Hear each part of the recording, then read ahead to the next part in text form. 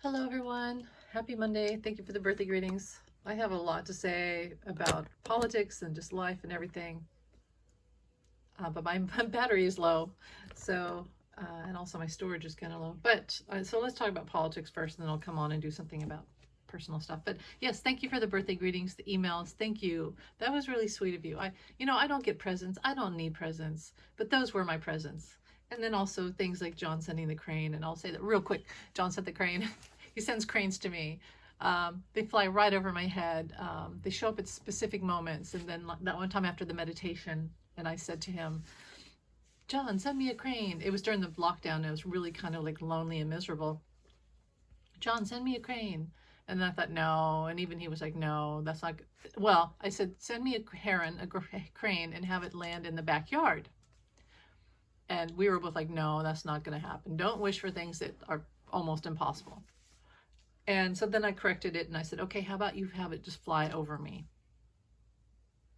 And it was at a time when I was still asking if this whole thing with John was real, if I had this connection with him. And of course I'd had many, but it's hard to believe, isn't it? I have trouble believing it. Others, I know you guys have trouble believing it. Probably some of you don't like me talking about it, which I totally understand. It's a weird phenomenon. But so anyway, I had that meditation, didn't say it out loud. It was just in the meditation. And he was like, okay, I'll send a crane over the backyard to show that I'm with you. So it was that day. It was an April day too. It had been cloudy, locked down, feeling very lonely. That afternoon, the sun came out. I heard a cardinal on the front porch. So I look out the front window, and as soon as I look out, it flies off. And then I hear it at the back door. So I go, it's like one of those movies where you're in a trance, and you have music notes or like the smell of a beautiful cake or something, and it's enchanting you. And the sound of the cardinal enchanted me to the back door. So I go to the back door, which is more like a side kitchen door, and the cardinal was right there. And I walk out, and the cardinal flies away again, and it flies southeast.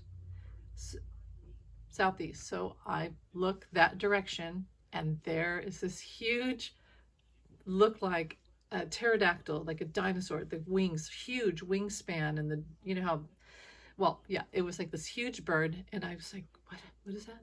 What is it? Oh my God. Oh my God. And it was the heron. Flew right to me. I was in the backyard, and oh my God. Flew right to me, hovered over me, and did that cool curve thing, and then flew off into the sunset. And I was just like, I can't believe it. I can't believe it.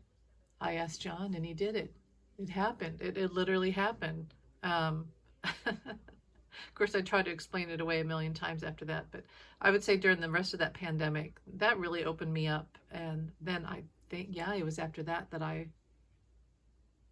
was it after that I saw him in the clouds? I think so. Anyway, yesterday, my birthday, the herons at the lake. Oh, it could be John, maybe not. So, and last night, okay, so I go to my daughter's show, and then come home. I have to go to the store and come home, make dinner and clean. Finally get a moment to go sit outside. So I go outside, and it's dusk. And I go, oh, wow, look at the beautiful full moon. And just as I say that, I see this big heron flying right next to the moon, and it flies right up over me.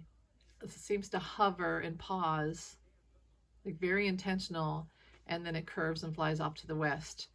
And that's John. That was John, and it was a beautiful moment. I'm always so grateful for those moments. Hard to ignore, that's for sure. So yeah, that was beautiful. I've told you about my dream where John was a heron in a dream. I was in an old house that was being renovated, and there was dust and rafters and things like that. And then there was this big windstorm outside, and I went outside, and there was a heron on the corner, and I thought, oh, it's John. And this crowd of people were running toward him, chanting, get him, get him. So I ran down the street to the corner and grabbed him in my arms, and I ran with him, and like this whole thing about cranes. I used to go to this lake, And I would sit at the lake in my car and think about John and listen to old music, because had an old radio that you couldn't change the station from the 50s. It was stuck on the 50s station, 50s, 60s. And I would sit in my car by the water, and there was a crane that would sit there all alone. And I remember my mother said one day, oh, there used to be two, but one died, and now the male crane sits in the lake by itself all the time, mourning its mate. And now when I look back, I think, oh God, it's going to make me cry.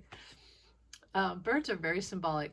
And yeah, the heron and John are very, for me, entwined. Also the peacock, I think the white peacock, and he did show up with the other beetles as a white peacock. That's the truth.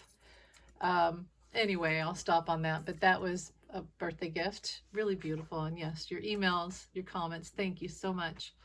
It was a beautiful day. So I almost hate to talk about politics right now, but I will. I'll tag that on.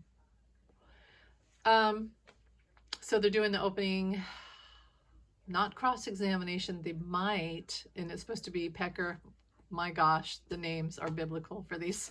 I mean, not biblical, but they're so apt. It's crazy, the names in this whole thing with 45. Okay, so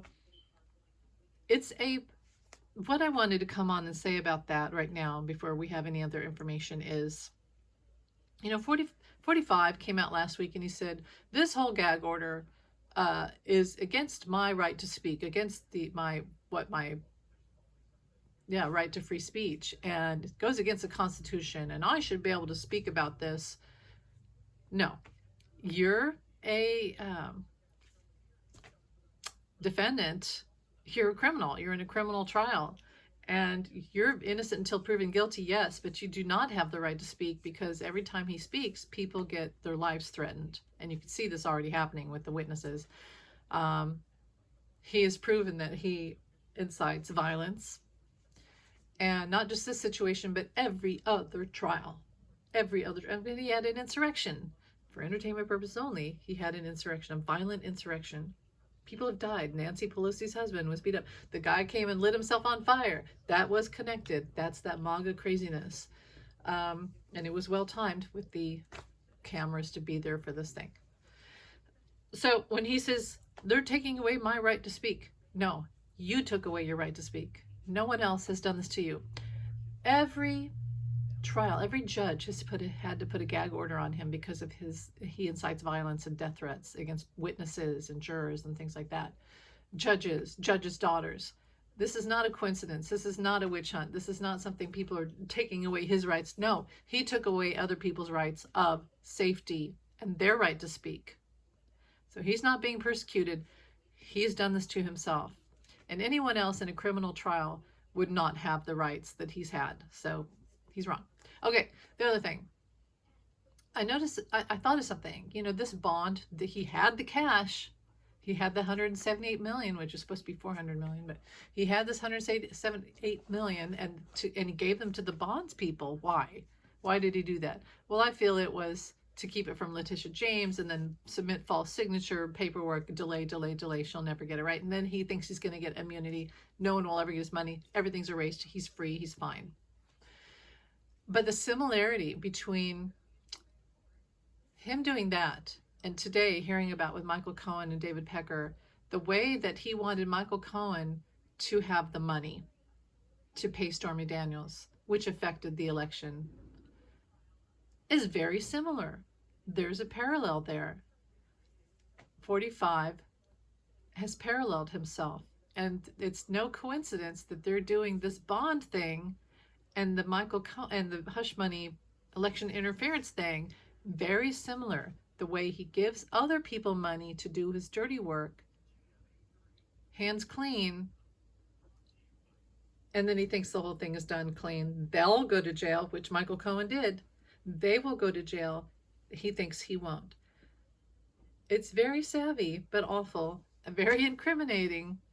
And I hope that they see that parallel, because that spirit threw it to me, and I was like, okay, I don't know a lot about this stuff, but that sounds, yeah, I see the parallel. Hands clean. He does it hands clean. No harm foul for himself. Other people, incriminated, go to jail, he gets off scot-free. Not anymore. I think they will see the parallel. Okay, what's the other thing? I won't talk about all this stuff. He already fell asleep in court again. Could he be? I was the first person here on YouTube. I said it before when with one of the other trials, and I said it last week. I think they're drugging him, but also he drugs himself, and also he's a narcissist, and he doesn't care, and he doesn't want to listen if he can't talk back. So there's a lot of reasons why he's falling asleep. But yeah, I think that he's being sedated. I do. I felt that last time too. Anything else? Battery's gonna die. I gotta end. How's it gonna go today? Well, they say David Pecker is going to maybe be on the stand. He's the one who knows everything. Now, Michael Cohen knows what he did, he himself. But David Pecker was a go-between. He's a voyeur of the scene. He has the perspective between the two parties. So he has a lot to say. Now, I want to say about Stormy Daniels. No, okay, Michael Cohen, they're going to go on there and say, he's a liar. He lies. He admitted to his crimes. He admitted to what he did wrong. He admitted to lying, and then he's resurrected himself and worked hard to help incriminate 45 and show what 45 has done. Michael Cohen has really, I would say that he has erased his past, although you can never erase your past. But I think that he has, what would you say? I can't think of the word. Forgiven in the eyes of society. He did his time. He did his time. But they're still going to come out and say, he's a liar. Oh, look at the pattern. He's a criminal, blah, blah, blah, blah. He did this. Now, let me ask you this. They're going to say that 45 didn't pay Stormy because he didn't have an affair with her. Well, we all know that Michael Cohen didn't have an affair with Stormy Daniels. So why would he pay her money out of his own pocket, take equity out, the second loan out on his house, when he didn't even, he did it for 45. He did the crime for 45. No one would do this for someone else unless they were told to. His mistake was he said yes for a while, and he finally said no. Now, so yeah, it's going to be rough. When Michael Cohen gets on there, they're going to attack his character terribly. They're going to call him a liar over and over and over again. But the good news is he's been on all these Midas Touch for a couple years, and he knows how to talk. He knows his story. He knows what he went through. He knows how to talk back against these accusations. So, yeah, it's going to be hard for him, but he's had practice. He's had practice to help define his good character, his good name. Now, Stormy, and I got to hurry here, Stormy is going to be Stormy. And how ironic that 45 had to cancel his rally the other day because of storms. The storms are coming. The storms are here. She's going to get up there and they're going to say, oh, you're just a sex worker and you're just money hungry and you make up stories and no one can trust you because you're, She's not going to have that. And she has very embarrassing and very incriminating evidence against 45 that he's not going to like. And it's going to correspond with probably that's what Sarah McDougal or whoever the other lady